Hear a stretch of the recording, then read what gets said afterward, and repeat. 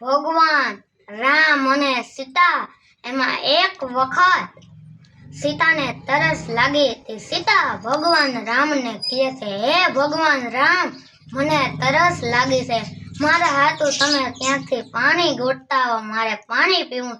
એટલે રામ ભગવાને ચારી બાજુ નજર કરી પણ ક્યાંય પાણી તો ના દેખાણું, પણ એક બાજુ એને મોલ્લો દેખાણો.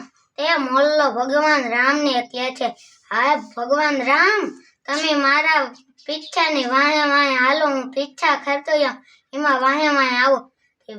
મોલ્લો તો એમ પીછા ખેલતો ગયો અને ભગવાન રામ એ પીછા ખેલતો જાય ને વાહે ભગવાન રામ હાલતા જાય. ત્યાં તો એક મજાનું એક સરોવર આવ્યું.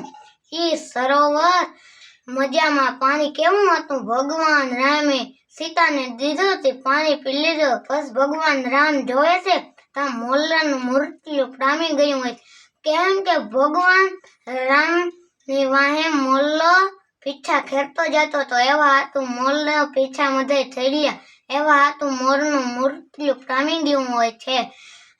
એટલે ભગવાન રામ મોલ્લાને વચન આપે છે કે હે મોર, મારા બીજા જન્મમાં એટલે કે મારા બીજા અવતાર કૃષ્ણનો એમાં હું તારું પીછું મારા માથે મારા મુંગટ ઉપર રાખી.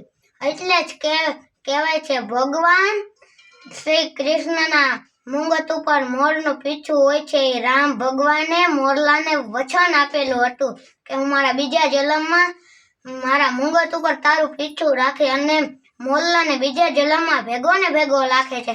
જય શ્રી કૃષ્ણ. અમારી ચેનલને લાઈક કરો, શેર કરો, સબસ્ક્રાઇબ કરો ને કોમેન્ટ કરો.